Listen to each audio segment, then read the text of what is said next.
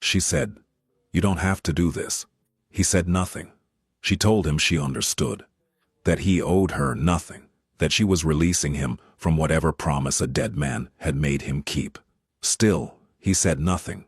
He just looked at her, the way a man looks at something he wasn't supposed to want. Then he took one step forward.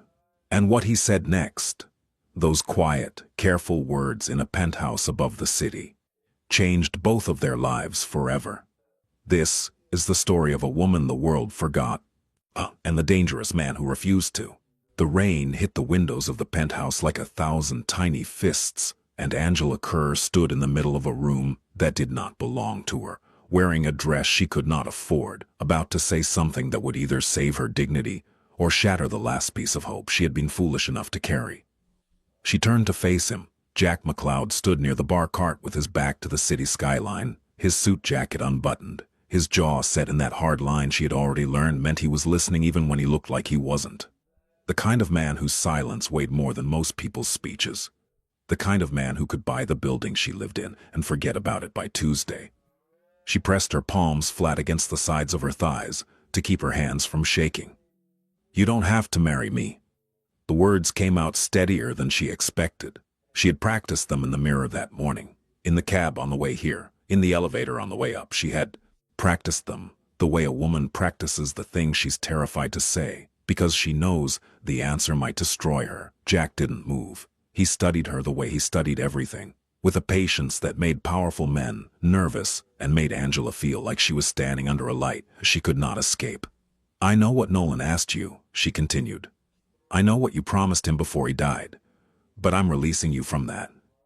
You don't owe me anything." She waited for the relief to cross his face, the quiet nod, the polite agreement. Every man she had ever known had eventually found a reason to walk away from her, and Jack McCloud had more reasons than any of them. He was 36 years old, built like something carved out of granite and consequence, and he ran an empire that stretched from the docks of Boston to the private rooms of Atlantic City. He did not need a 32-year-old woman with wide hips and second-hand shoes and a family that treated her like furniture. But Jack did not nod. He did not look relieved. He set his glass down on the marble counter, and the quiet click of crystal against stone was the only sound in the room. "Are you finished?" he asked. Angela blinked. "What? Are you finished deciding what I want?" The question landed like something heavy dropped from a height, and Angela felt the floor tilt slightly beneath her feet. Jack McCloud walked toward her, not fast, not slow, the way a man walks when he has already made up his mind and nothing in the world is going to change it. He stopped 2 feet away from her, close enough that she could smell cedar and smoke and something cold and expensive, and he looked down at her with those pale gray eyes that had made grown men stammer in boardrooms and courtrooms and the back seats of cars they never got out of. "I made a promise to your cousin," he said quietly. He paused. "But I don't break promises because they're easy, Angela. I break them when they stop being true." She stared at him. "This one," he said, "hasn't stopped being true." And that was the moment Angela Kerr understood she was in far more danger than she had ever imagined. Not from the world Jack McCloud controlled, but from the way he was looking at her, as if she were the only real thing in it. The funeral had been 3 weeks earlier. Nolan Kerr died on a Tuesday in October, in a private room at Massachusetts General, with the kind of quiet that only comes when a man has been fighting something for so long that surrender finally feels like kindness. He was 34, pancreatic cancer. The diagnosis came 8 months before the funeral, and by the time the doctors told him there was nothing left to try, Nolan had already known for weeks. He could feel it the way sailors feel a storm, not in the sky, but in the bones. Jack McCloud was the last person to see him alive. They had known each other since they were 17. 2 boys from Southie who had nothing in common except the understanding that the world did not give things to people like them. It took them. Jack had risen through violence and discipline and a mind sharp enough to see 3 moves ahead. Nolan had risen through loyalty, the rare, absolute kind that could not be bought or broken. When Jack was 23 and still climbing, still proving himself in the brutal hierarchy of the McCloud organization, A deal had gone wrong in a warehouse off the waterfront. Two men from a rival crew had cornered him. One had a gun. The other had a length of chain. Jack would have died that night if Nolan Kerr hadn't come through a side door with a crowbar and a willingness to bleed. Nolan took a bullet in the shoulder. Jack took a scar across his ribs, and from that night forward, there was nothing Jack McCloud would not do for Nolan Kerr. Nothing. So when Nolan lay in that hospital bed, with tubes running out of him like roots, trying to hold him to the earth, and he looked at Jack with glassy, morphine-heavy eyes, and he said the one thing Jack did not expect him to say. Jack listened. "I need you to look after Angela." Jack frowned. "Who?" "My cousin, my mother's sister's daughter." Nolan coughed, the wet, rattling kind that came from somewhere deep and wrong. "She's alone, Jack. She's been alone her whole life. Her family. They don't see her. They never did." Jack leaned forward in the chair beside the bed. He had been sitting there for 4 hours. His phone had buzzed 37 times. He had not looked at it once. "What do you need me to do?" Nolan's hand found Jack's wrist. His grip was weak. It had once been iron. "She's got no one. When I'm gone, she's got nobody. My aunt treats her like a stain on the family. Her cousins are worse." He swallowed hard. "She's good, Jack. She's the only good person in that whole family. The only one who visited me here. The only one who sat in this room and didn't look at me like I was already a corpse." Jack said nothing. He waited. "Marry her." The word landed like a brick through a window. "Nolan, marry her, not because you love her. I'm not asking you to love her. I'm asking you to protect her." Nolan's eyes were wet now, and Jack understood that the tears had nothing to do with the dying. "She deserves someone who won't let the world keep stepping on her. You're the only person I trust to do that." Jack sat very still. He thought about the empire he ran, the enemies he had, the life he lived in, the spaces between luxury and violence. He thought about bringing a civilian woman into that life, a woman he had never met, a woman whose biggest connection to his world was a cousin who was about to leave it. And then he looked at Nolan Kerr, the man who had taken a bullet for him in a warehouse off the waterfront, and he said the only thing he could say. "I'll take care of her." Nolan closed his eyes. "Promise me." "I promise." Nolan Kerr died 14 hours later. Jack McCloud was not in the room when it happened. He was standing in the hallway, staring at his phone, reading the name Angela Kerr for the first time in a text message Nolan had sent him 3 days ago. A name, an address, a single line. "She won't ask for help. You'll have to offer it."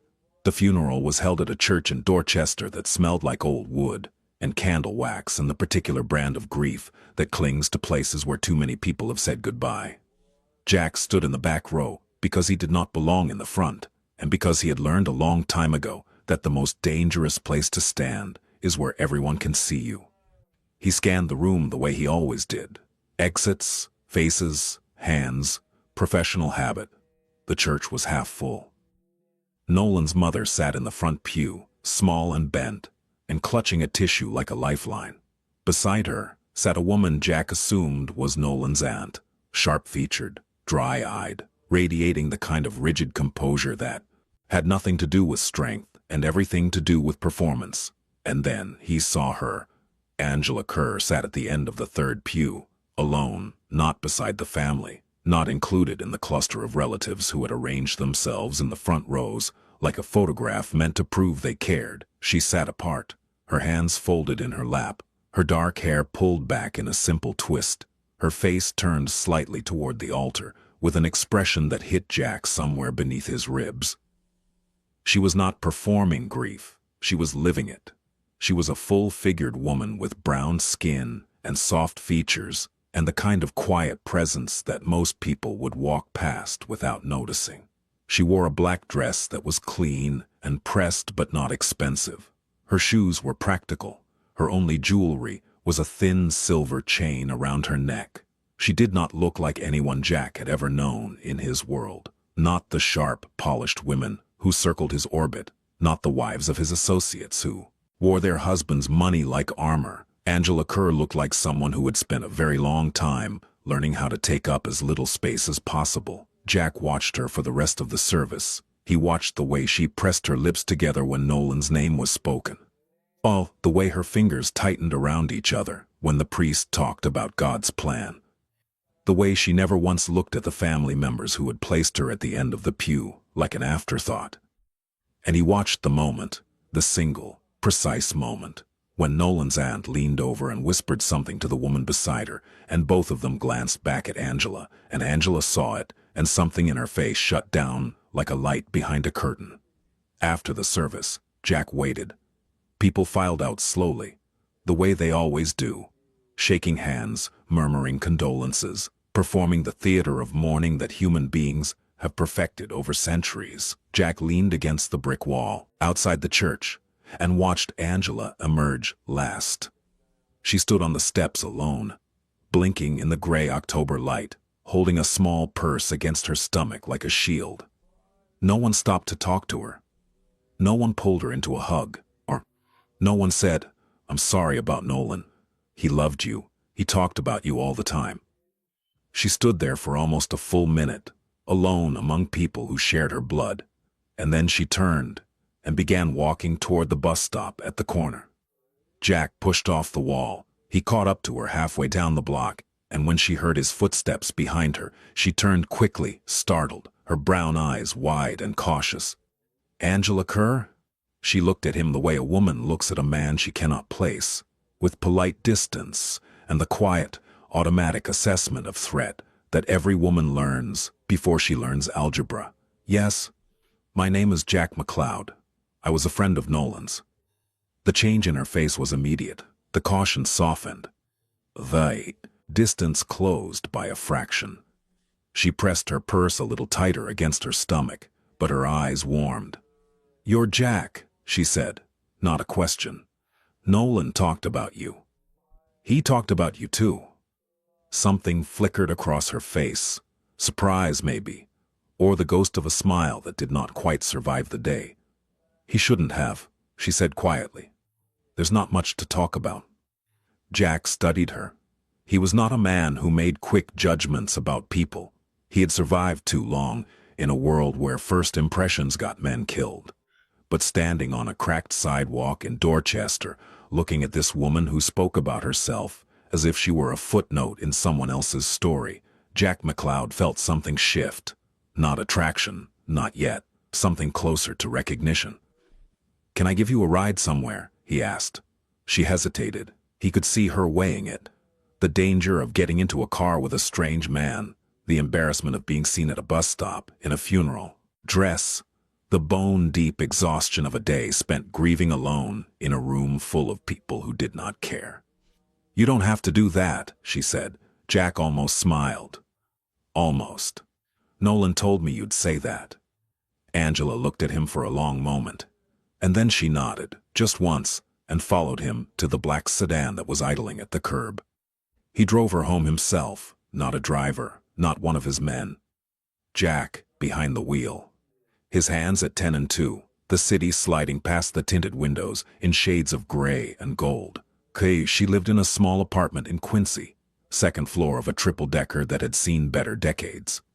The paint was peeling. The front gate leaned at an angle that suggested it had given up.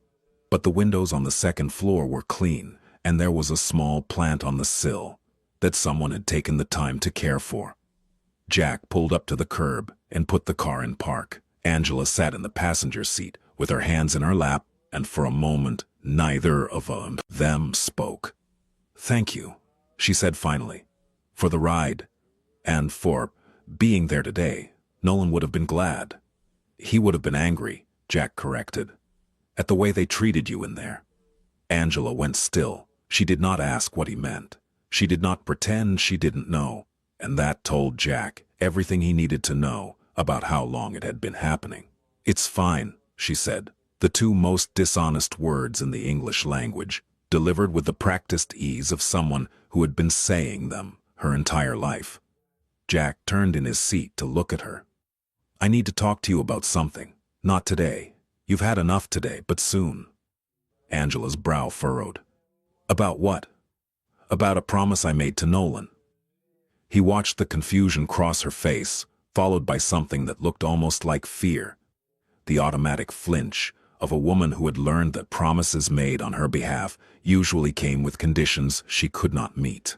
"Okay," she said. It carefully. "I'll call you this week." She nodded. She opened the door. She paused. "Jack." "Yeah?" "Whatever Nolan asked you to do, you don't have to do it. He always worried too much about me." Jack looked at her. The streetlight behind her turned her hair amber at the edges. She was holding the car door like she was ready to run, and she was giving him permission to disappear, and she was doing it with such gentle, practiced resignation that it hit him like a fist. "Good night, Angela." She closed the door and walked up the steps to her building, and Jack sat in the car for a long time after the light in her window came on, staring at the peeling paint and the leaning gate and the small plant on the sill, and thinking about the way she had said, "You don't have to do it," as if she had been releasing people from obligations her entire life, because she had never believed she was worth the keeping. 3 days later, Jack called. Angela answered on the 4th ring, and from the slight breathlessness in her voice, he knew she had been debating whether to pick up since the 1st ring. "Can we meet?" he asked. No preamble, no small talk. Jack McLeod did not waste words the way other men did, like confetti thrown in the air to fill space. "When?" "Tonight. There's a restaurant in Back Bay. I'll send a car." "I can take the tea." "I'll send a car." There was a pause. He heard her swallow. "Okay." The restaurant was called Morrow. It occupied the ground floor of a brownstone that had been converted with the kind of money that makes old things look expensive instead of just old. Jack owned it, not publicly, through 3 layers of incorporation and a holding company registered in Delaware. But the staff knew, the chef knew, the hostess who greeted Angela at the door and led her to a private table in the back knew. Angela arrived in a navy blue blouse and dark slacks, her hair down around her shoulders, her face bare except for a touch of lipstick that she had probably debated for 20 minutes. She looked around the restaurant with the careful, slightly overwhelmed expression of a woman who was cataloging every detail so she could remember it later, because places like this were not her life, and she knew it. Jack stood when she approached the table. He had been raised by a grandmother who had come from the old country, who believed that a man stands when a woman enters a room, regardless of whether the woman is a queen or a cleaning woman. And Jack had kept this one soft thing in a life otherwise defined by hardness. Angela sat down across from him and folded her hands on the white tablecloth, and for a moment she just looked at him, really looked, as if she were trying to understand him, the way she might try to understand a language she had only ever heard spoken from a distance. "Thank you for coming," he said. "Thank you for the car. And the—" She gestured vaguely at the restaurant, the crystal glasses, the candlelight, the soft, expensive hush of a place designed to make people feel important. All of this, Jack nodded. He did not rush. The waiter came. Jack ordered for both of them, not because he assumed she couldn't choose, but because he had watched her scan the menu with the tiny, almost invisible frown of a woman calculating prices, and he wanted to remove that weight from her evening. When the waiter left, Jack leaned back in his chair and studied her. "You know what I do," he said, not a question. Angela's hands tightened slightly in her lap. "Nolan told me some things, not everything, but enough to understand." "Then you understand that I live in a world most people don't want to be near." "Yes." "And you understand that when I make a commitment, I don't make it lightly." She nodded. Her eyes had gone careful again, that watchful, self-protective stillness that he was beginning to recognize as her armor. Jack leaned forward. "Nolan asked me to marry you." The silence that followed was the loudest thing Angela had ever heard. She stared at him. Her lips parted, her hands unfolded, and then folded again, tighter, as if she were physically trying to hold herself together. "I'm sorry," she said. "He asked you to what?" "He asked me to marry you, to protect you, to make sure you had someone in your corner after he was gone." Angela's face went through several things at once: shock, confusion, embarrassment, and something that looked almost like grief, as if Nolan's love for her had reached her from beyond the grave, and she did not know whether to be grateful or devastated. That's... She shook her head. Jack, that's insane. He had no right to ask you that. He had every right. He saved my life. That doesn't mean you have to... She stopped herself, took a breath, started again. Look at me. He was looking at her. He had not stopped looking at her since she sat down. I mean, really look at me, she said, and her voice cracked slightly at the edges, and Jack heard in that crack all the years of being told she was too much and not enough, all at the same time. I'm a 32-year-old woman who works at a hotel front desk and lives in a walk-up in Quincy. I'm not the kind of woman that men like you. She trailed off and pressed her fingers against her forehead. Nolan shouldn't have put this on you. Jack waited until she was finished. Then he said very quietly, Are you done? She looked up at him. Her eyes were shining. Here's what I'm proposing, he said. A legal marriage. 1 year. At the end of the year, if you want to walk away, you walk away. I'll make sure you're taken care of financially. You'll never have to worry about money again. But for 1 year, you carry my name. You live under my protection, and no one, not your aunt, not her daughters, not anyone, treats you like you don't matter. Angela stared at him. Why? She whispered. Because Nolan asked me to, and because I keep my promises. She shook her head slowly. You could write me a check. You could set up a trust. You don't have to marry me to keep a promise. Jack's jaw tightened, just slightly, just enough that Angela noticed. Nolan didn't ask me to write you a check, he said.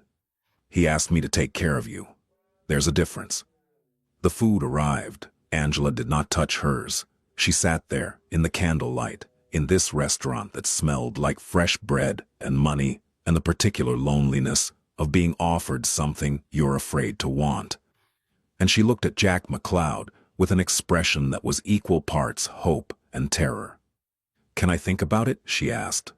Take whatever time you need. She picked up her fork, put it down again. Jack. Yeah? You're serious. It was not a question, but he answered it anyway. I don't say things I don't mean, Angela. It's the one luxury I allow myself. She called him 4 days later, 4 days of pacing her small apartment at 2 in the morning. 4 days of standing in front of the bathroom mirror, staring at her own face, searching for whatever it was that Nolan had seen and she could not find. 4 days of hearing her aunt's voice in her head. That sharp, dismissive voice that had followed her since childhood, like a shadow she could never outrun. You're not built for love, Angela. Some women are roses, and some women are weeds. Best to know which one you are. She had been 17 when her aunt said that. Standing in her aunt's kitchen after a boy at school had asked her to prom as a joke. The other cousins had laughed. Her aunt had not even bothered to look up from the stove. Now she was 32, and a man who could have any woman in Boston was offering her his name, and she could not stop hearing weeds. She picked up the phone. I'll do it, she said. Good, Jack said. And then, after a pause that lasted exactly long enough to mean something, I'll pick you up Saturday. Bring whatever you want to keep. I'll take care of the rest. The line went dead. Angela sat on the edge of her bed and stared at the phone in her hand and thought, what have I done? The wedding was small, a judge's office downtown, Jack in a dark suit, Angela in a cream-colored dress she had found at a consignment shop in Cambridge. Simple, elegant, the kind of dress that whispered instead of shouted. She had debated for hours about what to wear, and in the end, she had chosen the dress that made her feel like herself, rather than the dress that tried to make her look like someone else. Jack noticed. He didn't say anything, but when she walked into the judge's chambers and he turned to look at her, something passed across his face. Something quick and private, like a door opening and closing, and Angela felt it in the center of her chest. The ceremony lasted 11 minutes. Jack's lawyer served as one witness, a woman named Vera. Jack's personal assistant, steel-haired and unreadable, served as the other. The judge read the words. Angela said I do with a voice that was steady, even though her hands were shaking. Jack said I do the way he said everything, with the quiet certainty of a man who had weighed every word before it left his mouth. When the judge said, "You may kiss the bride," there was a moment of absolute stillness. Jack turned to her. Angela looked up at him. The distance between them felt like a country, vast and unmapped and full of things neither of them understood yet. He leaned down. He pressed his lips to her forehead. Not her mouth. Her forehead, a gesture so tender and so unexpected that Angela's eyes closed involuntarily, and she felt something crack inside her that she had not even known was holding. It lasted 2 seconds, maybe 3. And then Jack straightened up and offered her his arm, and they walked out of the judge's chambers as husband and wife, and Angela thought, he kissed my forehead like he was making a promise to something he hasn't named yet. Jack's penthouse occupied the top 2 floors of a building in the Seaport district, a glass and steel tower that overlooked the harbor on one side and the city on the other. The elevator opened directly into the living space, which was vast and clean and minimal in the way that only very expensive things can be. Dark, hardwood floors, floor-to-ceiling windows, furniture that looked like it had been chosen by someone who valued silence. Angela stood in the entryway with her 2 suitcases and felt the specific, physical sensation of being a footnote in someone else's paragraph. "Your room is this way," Jack said. He led her down a hallway lined with abstract art, nothing she recognized, nothing with explanations, to a door at the far end. He opened it. The room was beautiful. A queen bed with white linens, a window that looked out over the water, a closet that was empty and waiting, a bathroom with a soaking tub and marble tile and towels so thick they looked like they had never been used. Angela set her suitcases on the floor and looked around, and she felt 2 things at once: gratitude so large it was almost painful, and a loneliness so specific it had a shape. This is beautiful, Jack. Thank you." He stood in the doorway, one hand on the frame, his shoulders nearly filling the space. "There's food in the kitchen. Vera stocked everything. If you need anything else, just tell me." She nodded. He started to turn away. "Jack," he stopped. "I know this is strange," she said. "I know this whole situation is not normal. But I want you to know that I'll try to stay out of your way. I'll keep my space. I won't be a burden." Jack looked at her from the doorway, and for the first time since she had met him, his expression changed in a way she could read. It was not anger. It was not pity. It was something harder and quieter, something that lived in the territory between frustration and sorrow. "You're not a burden, Angela," he said. "Don't say that again."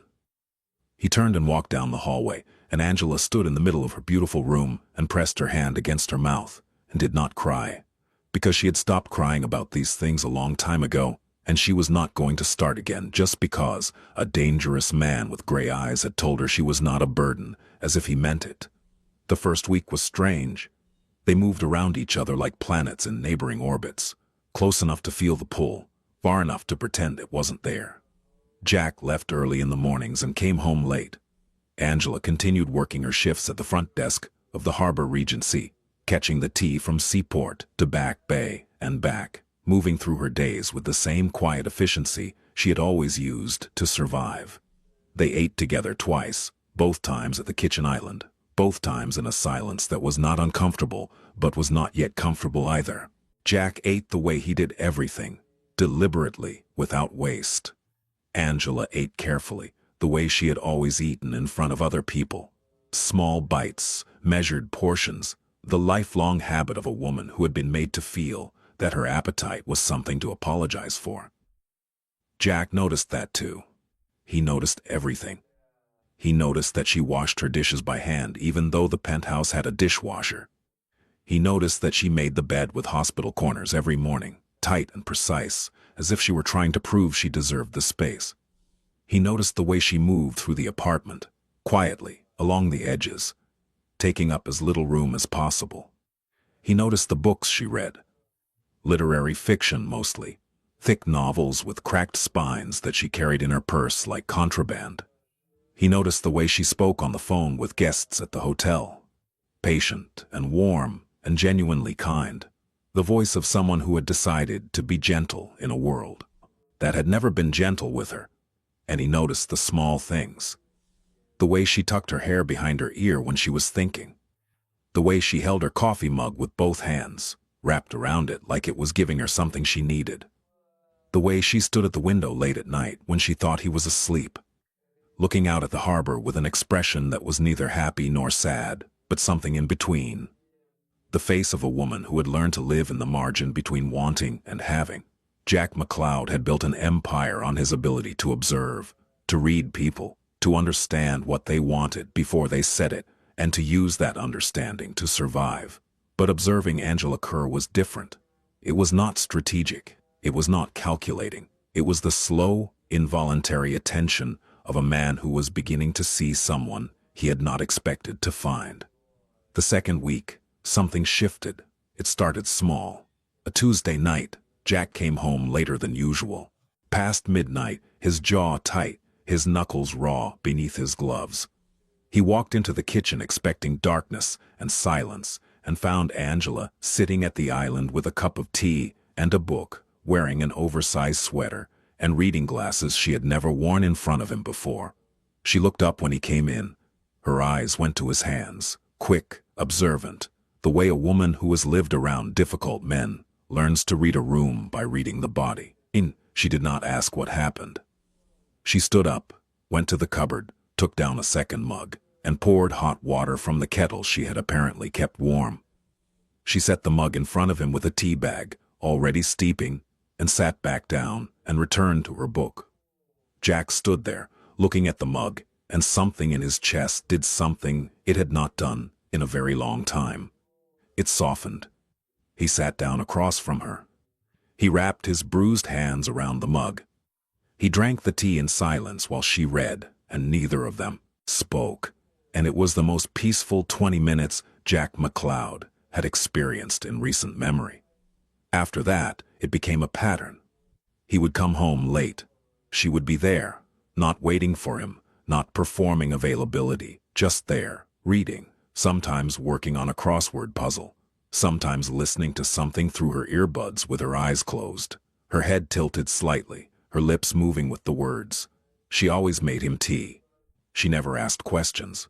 And Jack, who had spent his entire adult life surrounded by people who wanted something from him, money, power, protection, access, found himself coming home earlier and earlier, not because he needed to be there, but because the apartment felt different when she was in it. It felt like something he did not have a word for. 3 weeks into the marriage, Angela's aunt called. Jack was in his office at the Alcott, the private members club on Newbury Street that served as the legitimate face of his operations, when his phone buzzed with a notification from the security system at the penthouse. Angela had a visitor, or rather, Angela had someone buzzing the intercom from the lobby with the kind of insistence that suggested they were not going away. He pulled up the camera feed on his laptop. A woman stood in the lobby. Mid-60s. Thin. Rigid posture. Expensive coat over a body held so tightly it looked like it might snap. Beside her stood a younger woman. Early 30s, blonde highlights. The calculated prettiness of someone who spent significant time and money on the project of being looked at. Jack recognized the type.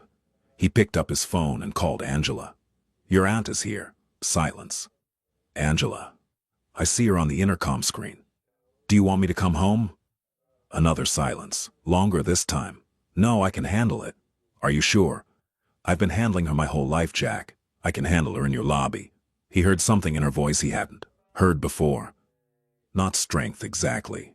She had always been strong, but something sharper, something that sounded like the first syllable of enough.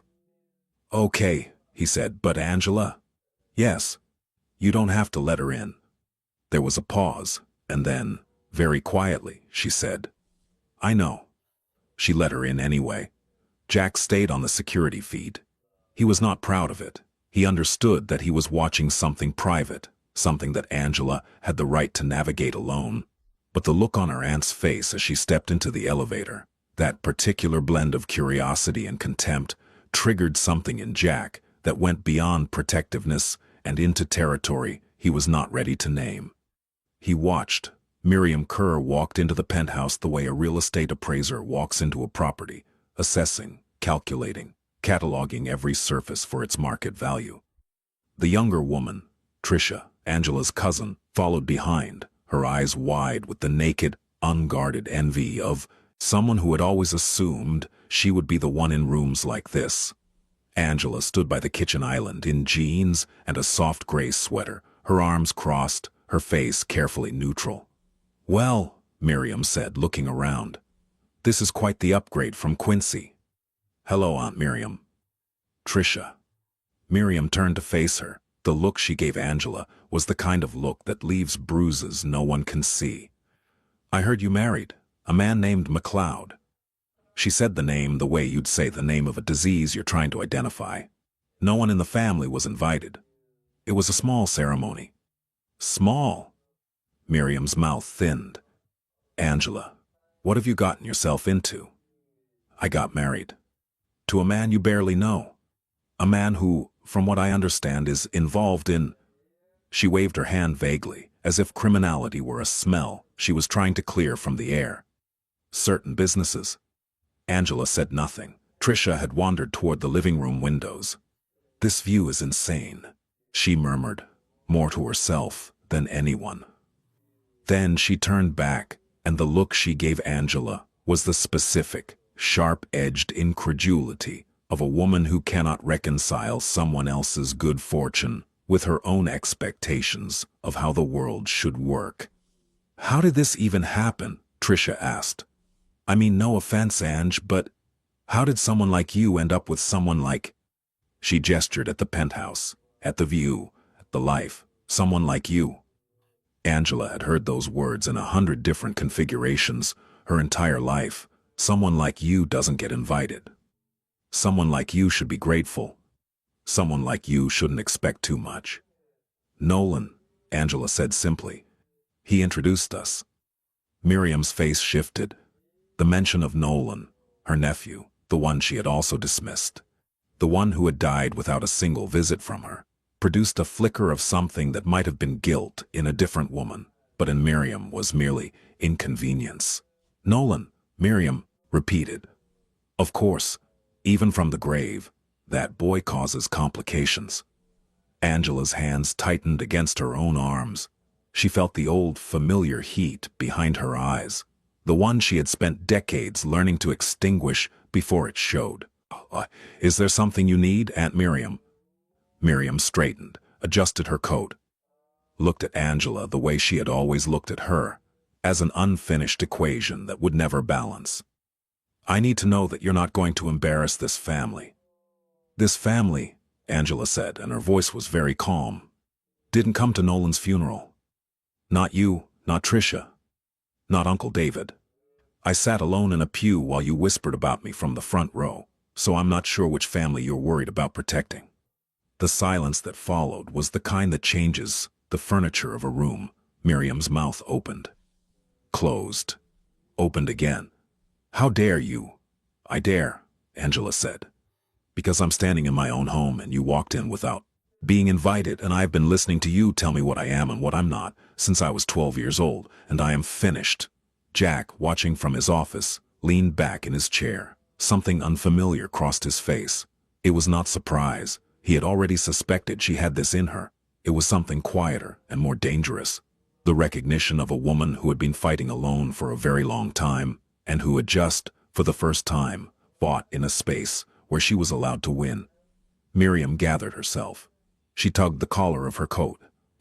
She looked at Angela with the offended dignity of a woman who has been confronted with her own cruelty and chosen to interpret it as disrespect. "We'll see how long this lasts," she said. "Men like that don't stay with women like you, not once the novelty wears off." She turned and walked toward the elevator. Trisha followed, casting one last envious glance at the harbor view before the doors closed. Angela stood in the kitchen for a long time after they left. Her hands were shaking, her jaw was tight. She was breathing through her nose in the slow, deliberate way of someone trying very hard not to fall apart. Jack's phone buzzed. He looked down. A text from Vera. Your wife handled that well. Jack typed back, I know. He put the phone down and stared at the frozen frame of the security feed. Angela, alone in the kitchen, one hand braced against the counter, her head slightly bowed. And Jack McCloud, a man who had destroyed competitors and dismantled rival organizations and sat across from federal prosecutors without blinking, felt something in his chest that he could not destroy or dismantle or stare down. He felt the beginning of something that had no business existing in a man like him. He came home early that night. Angela was on the couch, wrapped in a blanket, watching something on television that she clearly was not seeing. The volume was low. The lights were off except for the glow of the screen. Jack set his keys on the counter, took off his jacket, rolled his sleeves. He went to the kitchen and began pulling things from the refrigerator. Chicken, vegetables, rice, olive oil. He moved with the quiet competence of a man who had learned to cook in a childhood where no one was going to do it for him. Angela turned her head. You cook? Don't sound so surprised. Oh, she watched him from the couch. The sound of the knife against the cutting board was steady and rhythmic, and she found it soothing in a way she did not expect. The sound of someone making something in a space that was also hers. I saw the security footage, Jack said, not looking up from the cutting board. From today. Angela went very still. I'm sorry, she said. I should have... Don't apologize. He looked at her. His gray eyes were steady. You stood your ground.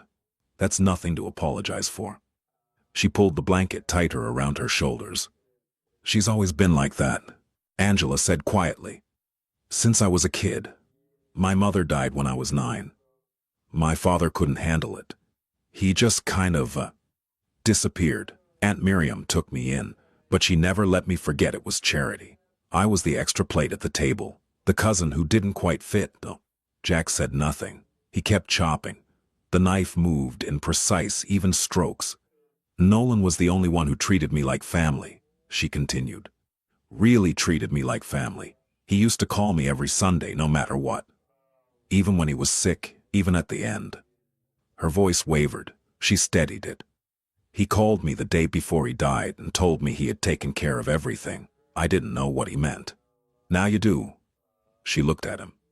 He loved you, she said. He told me that, not in those words because Nolan would never say something that directly, but he said, Jack McCloud is the only person I trust completely. That's what love sounds like when men like Nolan say it. Jack's hands stopped, moving. Just for a moment. Then they resumed. Dinner will be ready in 20 minutes, he said. They ate at the kitchen island. This time Angela did not eat carefully. She ate the way you eat, when someone has cooked for you with their own hands, and the food is warm, and the apartment is quiet, and you are beginning to understand that you are not a guest in this house. You are something else. Something neither of you has figured out yet. Weeks passed. The marriage settled into its own rhythm, not the rigid formality Angela had expected, and not the distant arrangement Jack had planned. It became something else, something neither of them had anticipated. Jack began leaving the office earlier, not dramatically, not in a way that anyone else would notice, but his second in command, a man named Declan Rourke, noticed. Declan had known Jack for 15 years and had never seen him leave before 8 o'clock. Unless someone was bleeding or a deal was falling apart. Now Jack was leaving at 7, then 6:30, then 6. You're going home, Declan observed one evening, watching Jack pull on his coat. I live there. You've lived there for 4 years. You've never gone home at 6. Jack buttoned his coat. Your point.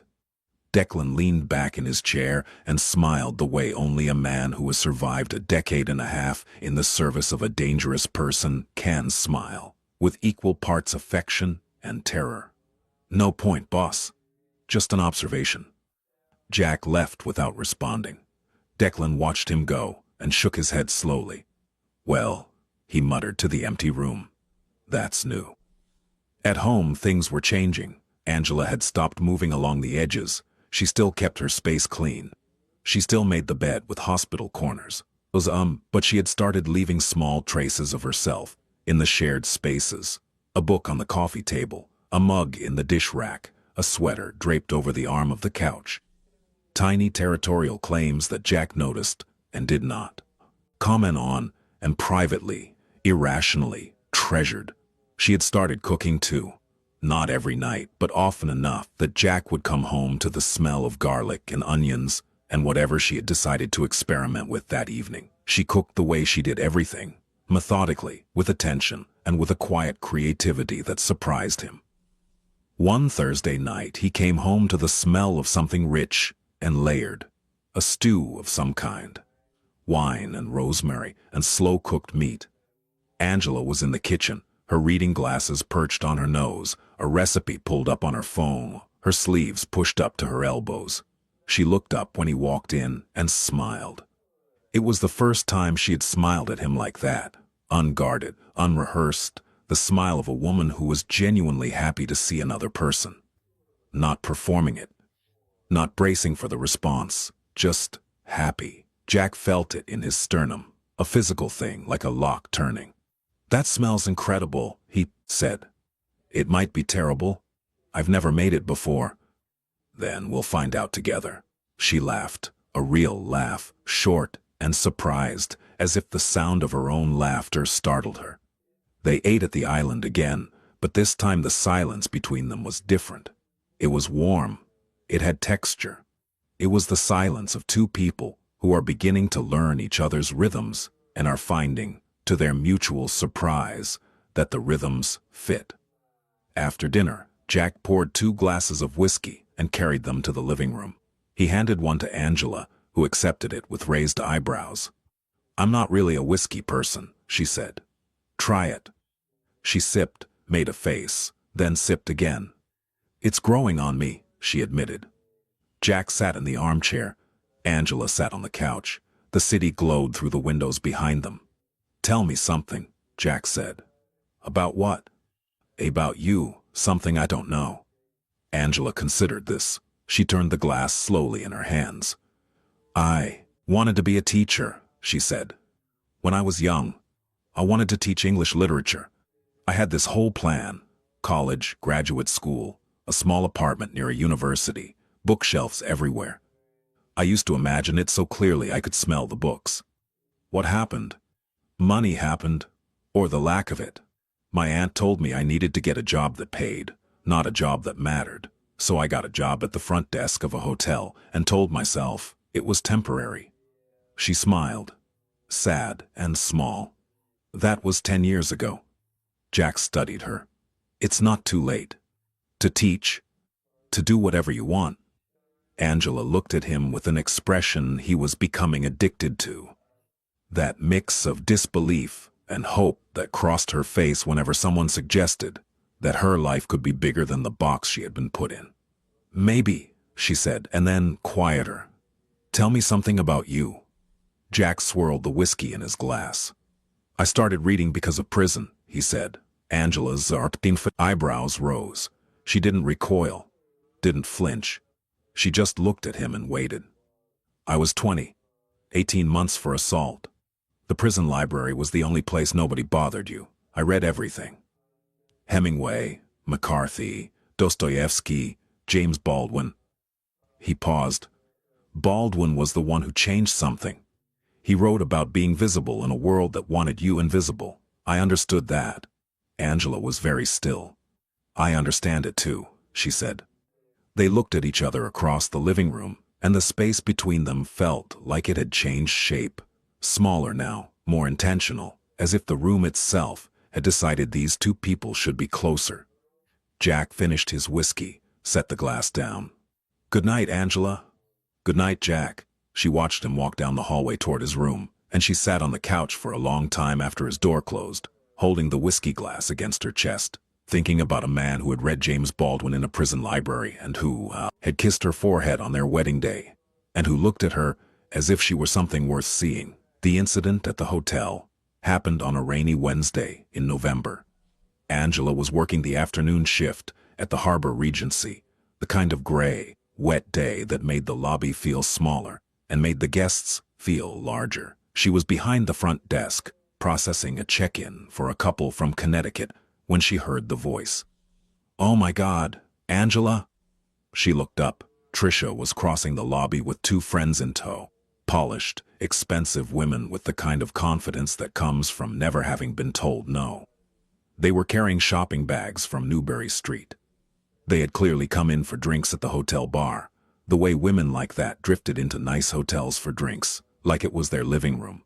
Angela's stomach clenched. "I didn't know you still worked here," Trisha said, approaching the desk with the wide, performative smile of a woman who is about to say something cruel and wants witnesses. "I thought now that you're married to Mr. Big Shot, you'd at least have quit the day job." Angela kept her face neutral. "Hello, Trisha. Girls, this is my cousin Angela." Trisha turned to her friends with the theatrical flair of someone introducing a punchline. "She recently married a very wealthy man." Which is hilarious because she stopped herself, laughed, covered her mouth as if the joke were too delicious to contain. "Sorry, I'm sorry. That's mean. I shouldn't." One of the friends smiled. The other had the decency to look uncomfortable. "Can I help you with something?" Angela asked, her voice steady, professional. The voice of a woman who had been surviving moments like this since before she could drive. "Actually, yes." Trisha leaned on the counter. "I'm just curious. How does it work exactly? The whole marriage thing, does he, look at you during, She raised her eyebrows suggestively. "Or does he just close his eyes and think of someone prettier?" The friend who had been uncomfortable looked away. The other one laughed. Angela felt the heat climb the back of her neck. She felt the old, familiar tightness in her throat, the precursor to tears she had sworn off years ago. She felt the full weight of being humiliated in her own workplace, in her own lobby, by a woman who shared her blood and had never once shared her kindness. She opened her mouth to respond, to deflect, to redirect, to do what she always did, which was absorb the blow and keep moving, when a voice cut across the lobby like a blade through silk. "Trisha Kerr." Every head in the lobby turned. Jack McLeod stood near the entrance, rain darkening the shoulders of his black overcoat, his hair slightly damp, his gray eyes fixed on Trisha with the kind of absolute, unblinking focus that predators use right before they move. He had come to pick Angela up. He had started doing that lately, showing up at the end of her shift, waiting in the lobby, driving her home. He told himself it was practical. He told Declan it was about security. He told no one the truth, which was that the 30-minute drive home with Angela in the passenger seat, talking about her day, or listening to the radio, or sitting in companionable silence, had become the part of his day he looked forward to most. He had walked in just in time to hear everything. Trisha's face went white. Not the white of embarrassment, the white of a woman who has just realized she has made a sound in the forest and something large has heard her. Trisha straightened up, tried to recover.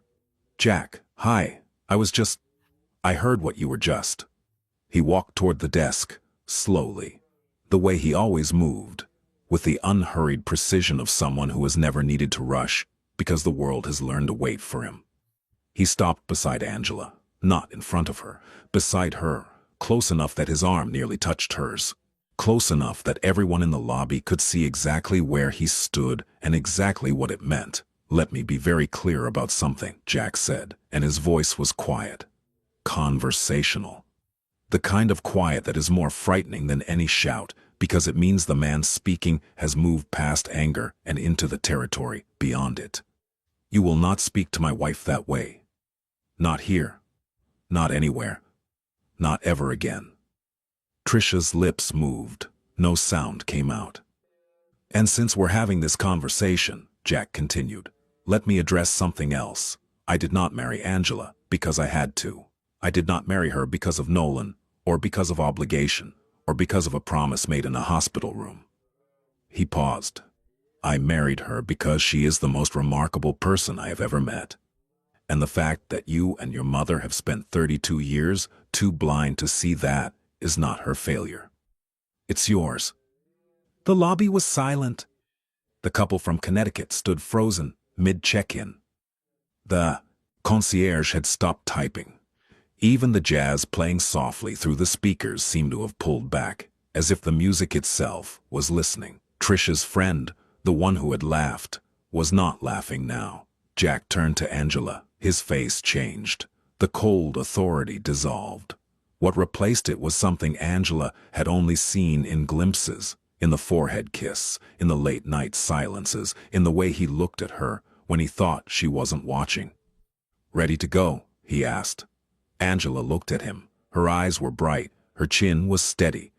"Yes," she said. Jack offered her his arm. She took it. They walked out of the lobby together, through the revolving doors, into the rain, and Angela did not look back at Trisha, and Trisha did not follow. And the silence in the lobby lasted a very long time. In the car, Angela did not speak for 6 blocks. Jack drove. The rain streaked the windshield. The city blurred around them like a watercolor painting of a world that suddenly looked different than it had an hour ago. On the 7th block, Angela said, "You didn't have to do that." Jack kept his eyes on the road. "Yes, I did. She's my cousin. She's always been like that. I've learned to. You've learned to take it, I know. That's the problem." Angela pressed her lips together. She looked out the window. Her reflection stared back at her. A woman who had spent her life being small, sitting next to a man who had just told a room full of strangers that she was remarkable, and she did not know what to do with the feeling that was filling her chest like light. "Jack." "Yeah. What you said in there. About not marrying me out of obligation." She turned to face him. "Did you mean it?" Jack pulled the car to the curb. He put it in park. He turned off the engine. The rain drummed on the roof. He turned to look at her, fully, completely, with the kind of attention he usually reserved for negotiations where the wrong word could end a life. "I made a promise to Nolan," he said, "and I would have kept that promise no matter what. I would have married you and protected you and made sure you were taken care of for the rest of your life." Angela waited. "But somewhere between the tea at midnight and the stew on Thursday night, and the way you tuck your hair behind your ear when you're reading," he said, "the promise stopped being the reason." Angela's breath caught. "You became the reason." The rain fell. The car was warm. The city moved around them, millions of people rushing through their own lives, oblivious to the fact that in a black sedan, on a side street in Boston, a woman who had spent 32 years believing she was invisible was being seen, truly, completely, devastatingly seen, by a man who had once believed he was incapable of this exact thing. Angela reached across the center console and took his hand. His fingers closed around hers, tight, immediate, as if he had been waiting for this, without knowing he was waiting. "I'm not going to let you go," he said quietly. "I know that wasn't the deal. I know you were supposed to be able to leave after a year. But I need you to know that I'm not letting you go." "Jack." "Never said that to anyone. I've never wanted to say it, but you came into my house and you made it a home, and I didn't even realize it was empty until you filled it." Angela's eyes were shining. She did not wipe them. She let the tears sit there, openly, honestly, because she was done hiding the things she felt from the man sitting beside her. "I wasn't planning on leaving," she whispered. Jack's hand tightened around hers. "Say that again." "I'm not leaving, Jack." He lifted her hand to his mouth and pressed his lips against her knuckles. Not a kiss, exactly, but something deeper than a kiss. A seal. A signature on a contract that no lawyer had drafted, and no court could enforce, and no power on earth could break. The confrontation with Miriam came 3 weeks later. Angela had gone back to school. Jack had made one phone call to the admissions office at Boston University, not to pull strings, because Angela would have refused anything she hadn't earned, but to ensure that the financial barrier was removed. Tuition, books, fees, all handled. When Angela protested, Jack said simply, "You said you wanted to teach, so teach." She enrolled in the spring semester, English literature. The first class was on a Monday morning, and she walked into the lecture hall carrying a new backpack and a second-hand copy of Beloved by Toni Morrison. And she sat in the front row, and she did not apologize for being there. Miriam found out through Trisha. Trisha found out through Instagram, where one of Angela's co-workers at the hotel had posted a congratulatory message. The speed with which this information traveled through the Kerr family network could only be explained by the specific physics of envy, which moves faster than light and produces more heat. Miriam called Angela on a Tuesday evening. Angela was studying at the kitchen island, her notes spread out around her like a paper garden, her reading glasses sliding down her nose. She looked at the caller ID. She looked at Jack, who was sitting across from her, reading a contract. He looked up, read her face, read the phone. "You don't have to answer it," he said. "I know." She picked up the phone. "Hello, Aunt Miriam."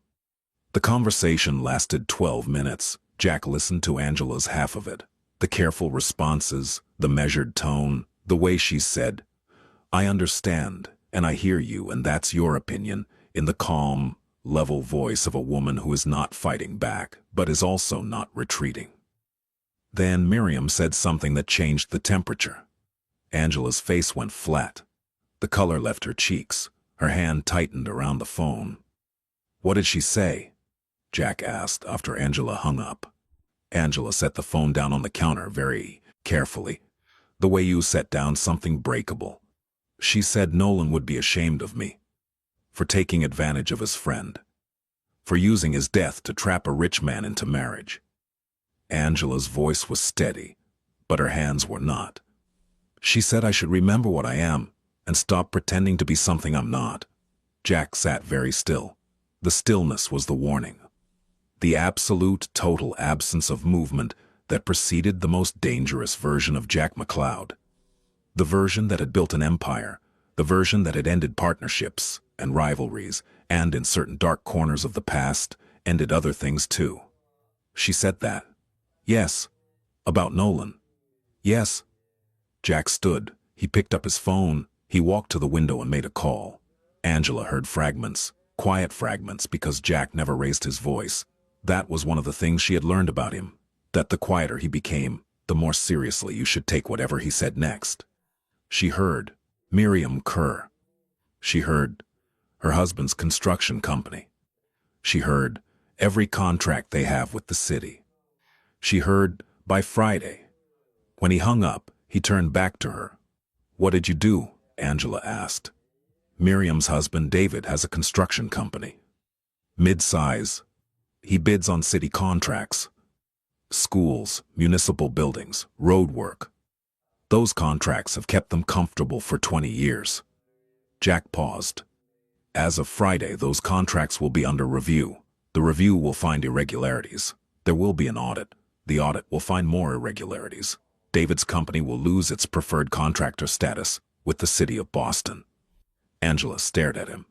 "You can do that?" "Angela." He said her name the way you say something sacred. "I can do whatever I want. The question has always been whether I should. And when someone uses Nolan's name to hurt you, to use his memory as a weapon against the one person who actually loved him, the answer becomes very simple." Angela stood from the island. She walked toward him. She stopped close enough that she had to tilt her chin up to look at him, and she was trembling, but not from fear. "Yeah, I don't need you to fight my battles," she said. "I know. I've been fighting them alone my whole life." "I know that too." "Then why?" Jack reached out. He tucked a strand of hair behind her ear, the gesture so familiar, so intimate, so achingly tender, that Angela felt her composure crack like ice on a spring river. "Because you're not alone anymore," he said. "And because the people who hurt you need to understand that the cost of doing so has changed." Angela stood there, in the blue light of the harbor, looking up at a man who frightened senators and silenced courtrooms, and who was touching her hair with the gentleness of someone handling something irreplaceable. She rose on her toes. She kissed him. It was not a long kiss. It was not dramatic or cinematic or the kind of kiss that makes music swell in a movie theater. It was brief and fierce and honest. The kiss of a woman who had decided to stop being afraid of wanting things, pressed against the mouth of a man who had decided to stop pretending he didn't want them. When she pulled back, Jack's eyes were different. The gray had gone dark. His hand had moved from her hair to the back of her neck, and he was holding her there, not trapping her, not pulling her closer, just holding, as if he needed to feel her pulse under his palm to believe she was real. Again, he said. She kissed him again. This time it was longer. The audits happened. David Kerr's construction company lost 3 major contracts in the span of 2 months. Miriam called Angela exactly once more. The conversation was brief. "Call off your husband," Miriam said. "I didn't ask him to do anything," Angela replied. "And even if I had, he's not a dog, Aunt Miriam. He's my husband. He makes his own decisions." "This is blackmail." "No, this is consequence. You spent 30 years treating me and Nolan like stains on the family name, and now you're discovering that one of those stains married a man who doesn't tolerate that kind of thing." Angela paused. "I'm sorry about David's company. I genuinely am. But you used Nolan's name to hurt me. You used the memory of a dead man, your own nephew, as a weapon. And that was the last time." Miriam was silent. "Goodbye, Aunt Miriam." Angela hung up the phone. She set it on the counter. She exhaled. Jack was standing in the doorway of the kitchen, his shoulder against the frame, his arms crossed. He had been listening. He always listened. "How do you feel?" he asked. Angela looked at him, and she smiled. Not the sad smile, not the careful smile, not the smile she had spent decades wearing like a mask. A real smile, wide and warm and reckless and alive. "Free," she said. Spring came. Angela thrived at BU. She sat in classrooms full of students 10 years younger than her, and she did not feel old. She felt hungry. She devoured Toni Morrison and Ralph Ellison and Chimamanda Ngozi Adichie and Sandra Cisneros. She wrote papers that her professors returned with exclamation points in the margins. She stayed after class to talk about narrative structure and the politics of visibility and the way that literature can be a mirror and a window at the same time. She came home full, buzzing, carrying books and ideas and the particular energy of a person who has found the thing they were always meant to do. Jack watched it happen. He watched the way she walked now, differently, not along the edges. Through the center of the room, he watched the way she spoke, more firmly, with more volume, as if she had finally decided that her voice deserved the space it occupied. He watched her read in bed, because she had started sleeping in his bed, because one night she had fallen asleep on the couch and he had carried her to his room, and she had woken up against his chest, and neither of them had said a word about it, and it had simply become the way things were. He watched her argue with him about books. She told him he was wrong about Hemingway. Too spare, she said, too afraid of emotion. He told her she was wrong about McCarthy. Not nihilistic, he said, just honest about the dark. They argued for an hour. They did not resolve it. It was the best hour of Jack's week. He watched her interact with his world, cautiously at first. Then, with increasing ease, she met Declan at a dinner and made him laugh so hard he choked on his wine. She met Vera for coffee, and the two women became allies in the specific, quiet way that two formidable women recognize each other and decide to be friends. She met the other wives, the women who existed in the orbit of Jack's organization. Some were warm, some were cold. One, a woman named Celia, married to one of Jack's captains, pulled Angela aside at a gathering and said, "He looks at you like you invented gravity. I've known him 10 years, and I've never seen that face." Angela didn't know what to say to that, but she held it, she kept it, she pressed it into her chest, the way she pressed flowers between the pages of books she loved. The night everything changed for good was in late April. There was a gala, a charity event at the Four Seasons. The kind of evening where powerful men wore tuxedos and powerful women wore gowns, and everyone pretended that the checks they were writing were about altruism rather than visibility. Jack attended because he was expected to. Angela attended because Jack asked her to. She wore a dark green dress, not borrowed, not second-hand, one that Jack had arranged to be made for her. She had protested when the seamstress came to the penthouse. Jack had said, "You're walking into a room full of people who judge everything by appearance. I want them to see you the way I see you." The dress was simple, elegant. It fit her body, her real body, the one she had spent years apologizing for, as if it had been designed by someone who understood that beauty is not a size but a presence. When Angela walked out of the bedroom, Jack was in the living room, adjusting his cufflinks. He looked up, he stopped. His hands, which had been moving with their usual precision, went completely still. His eyes moved over her, not appraising, not evaluating, but absorbing, taking her in the way you take in a painting that has been there your whole life, but that you are seeing for the first time in the right light. You look... He stopped. Jack McLeod, who always had the right word, who could negotiate ceasefires and construct sentences that cut like surgical instruments, did not have the right word. "I look what?" Angela asked, smiling. "Like the reason I come home." She blinked. The smile wobbled, then steadied. "That's a good line, McLeod." "It's not a line." They went to the gala. The room was enormous, as to crystal chandeliers. A live orchestra. Hundreds of people moving through the space with the choreographed ease of a world that runs on money and the careful performance of belonging. Angela walked in on Jack's arm, and she felt every eye in the room perform the same calculation, the quick, involuntary assessment that happens when a powerful man appears with a woman who does not match the template. She felt the looks. She had been feeling them her whole life, but this time she did not shrink. She stood straight. She kept her hand on Jack's arm. She looked back at the faces that were trying to figure out the equation, and she let them look, because she was done being a mystery that needed solving. She was a fact. She was here. She was his.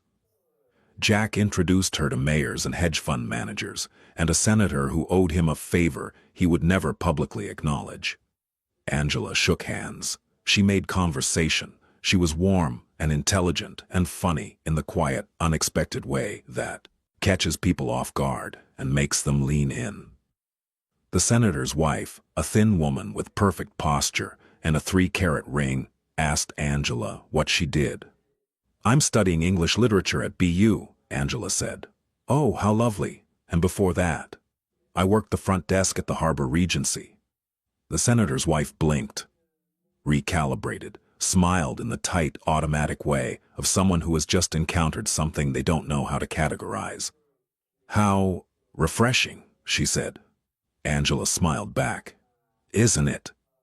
Jack, standing beside her, took a sip of his drink to hide the expression on his face. Later, on the dance floor, he held her. They moved slowly, offbeat, out of sync with the orchestra in a way that should have been awkward, but instead felt intentional. As if they had decided together, without words, that the rhythm they were following was their own. "You're doing that thing again," Angela murmured. "What thing?" "Looking at me like I'm the only person in the room." "You are the only person in the room. Everyone else is furniture." She laughed, leaned her forehead against his chest, felt his arms tighten around her, not possessive, not controlling, but protective, the embrace of a man who had found something he hadn't known he was looking for and was quietly, fiercely determined never to lose it. "Jack, I think I love you." She said it into his chest, quietly, almost hoping the music would swallow it. His arms tightened. "I know you do," he said. She looked up at him. "That's arrogant. It's observational." "And do you?" She left the question unfinished, hanging, the way all the most important questions in life hang, in the space between wanting to know and being terrified of the answer. Jack stopped dancing, in the middle of the floor, with 200 people around them, with the orchestra playing, with the chandeliers pouring light down on them like rain.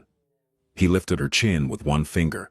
"Angela Kerr, McLeod," he said, and his voice was low, and it was steady, and it was the truest thing he had ever said. "I have run an empire. I have survived things that would break most people. I have sat across from men who wanted me dead, and I did not flinch." He paused. "But when you smile at me, I forget how to breathe. And that is not something I was prepared for." Angela's eyes filled. "Is that a yes?" she whispered. "That's a yes. That's an always. That's every single morning I wake up next to you and can't believe you're real." She kissed him, on the dance floor, in front of 200 people, in front of the senator and his wife, and the hedge fund managers, and the mayor, and the waiters, and the musicians, and every single person who had looked at her when she walked in and wondered what a man like Jack McCloud was doing with a woman like her. She kissed him, and he kissed her back, and the answer to their question was written in the space between their mouths, and it was this: was not doing anything with her. He was choosing her, fully, freely, and without a single reservation, and she was choosing him back. The year passed. The deadline came and went without acknowledgement. No conversation, no renegotiation, no discussion of terms or exit strategies or the practical dissolution of a temporary arrangement. On the day that marked exactly 12 months since the ceremony in the judge's chambers, Jack came home with a small box. Not a ring box. She already had a ring, the simple platinum band he had placed on her finger during the ceremony, chosen quickly, without sentiment, as a formality. This box was smaller. She opened it. Inside was a necklace, a thin gold chain with a single pendant, a small, round locket. Inside the locket were two things: a photograph of Nolan, young and grinning, taken years before the diagnosis, and a tiny, folded piece of paper. Angela unfolded the paper. In Jack's handwriting, sharp and precise and certain, were 4 words: "You were never invisible." Angela held the locket in her palm and looked at the man standing in front of her, and she understood, finally and completely, the full shape of what had happened to her. A dying man had loved her enough to ask the impossible. A powerful man had kept his promise, and somewhere in the keeping of it, the promise had transformed into something that neither obligation nor duty could explain. Something that lived in late-night tea and Thursday stews and forehead kisses, and the quiet, devastating tenderness of a man who had looked at a woman the world had overlooked and had seen her. All of her. Every single part. "Thank you," she said. But she was not thanking him for the necklace. She was thanking him for staying, for seeing, for choosing her when he didn't have to, for turning a promise made in a hospital room into a love that neither of them had expected and neither of them could live without. Jack pulled her close. His arms went around her. His chin rested on the top of her head. And they stood there in the penthouse, in the city, in the life they had built together from obligation and observation and protection and devotion, and Angela pressed her ear against his chest and listened to his heartbeat and thought, "I was never invisible. I just hadn't met the right pair of eyes." And Jack held her, and he thought about a warehouse on the waterfront, and a man with a crowbar and a bullet in a shoulder, and a promise made in a hospital room that had changed the course of his life in ways he could not have imagined. "Thank you, Nolan," he thought. And somewhere, in whatever quiet place the dead go to rest, Nolan Kerr smiled. Because he had always known. He had always known that the two people he loved most in the world would find each other if he could just give them the reason to try. And they had.